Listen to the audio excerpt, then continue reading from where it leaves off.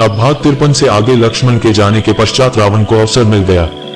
वह ब्राह्मण भिक्षुक का वेश धारण कर रावण सीता के पास आया और बोला, हे सुंदरी, तुम कोई वन देवी हो या लक्ष्मी अथवा कामदेव की प्रिया स्वयंवती हो, इस पृथ्वी पर तो मैंने तुम्हारे जैसी रूपवती लावण्यमयी युवती मैंने आज तक इस संसार में नहीं देखा है।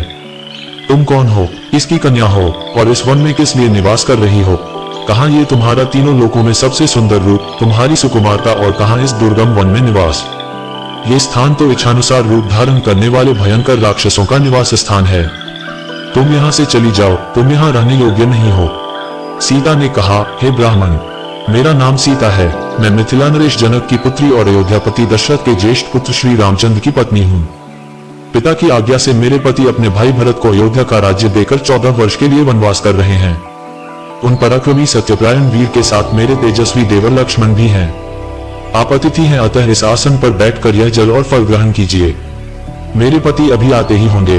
अब आप बताइए महात्मन, आप कौन हैं और यहाँ किस उद्देश्य से पधारे हैं? सीता का प्रश्न सुनकर रावण गरज कर बोला, हे सीते, मैं तीनों लोकों 14 भुवनों का विजेता महाप्रतापी लंकापति रावण हूँ, जिसके नाम से देवता, दानव, यक्ष, किन्नर, गंधर्व, मुनि सभी भयभीत रहते हैं।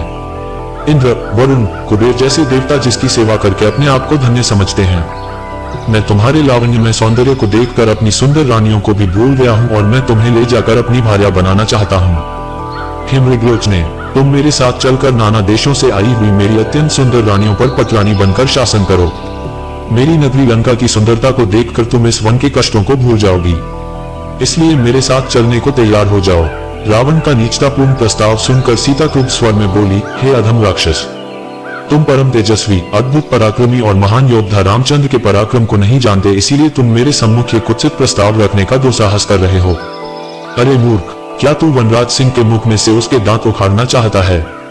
तेरे सिर पर काल नाच रहा है, इसीलिए तू ये घृणित प्रस्ताव लेकर यहाँ आया है। तेरी मृत्यु ही तुझे यहाँ लेकर आई है। सीता के ये अपमानजनक वाक्य सुनकर रावण के अत्यंत कुपित हो गया। आंखें लाल करते हुए उसने कहा, सीते, तू मेरे बल और प्रताप को नहीं जानती।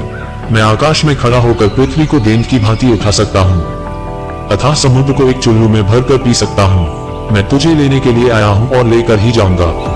ये कहकर रावण ने अपने ब्राह्मण वेश को त्याग कर विकराल रूप धारण कर लिया और दोनों हाथों से सीता को उठाकर अपने कंधे पर बिठा निकटवर्ती खड़े विमान पर जा सवार हुआ।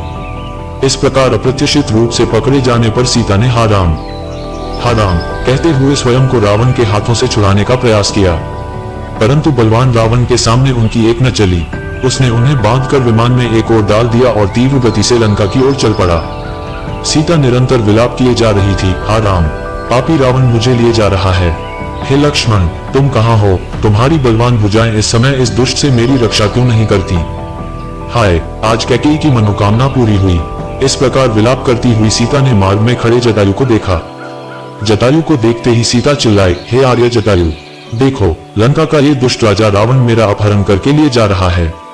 इस नराधम से आप मेरी रक्षा करने में आप असमर्थ हैं, क्योंकि यह बलवान है और अनेक युद्धों में विजय पाने के कारण इसका दुस्साहस बढ़ा हुआ है।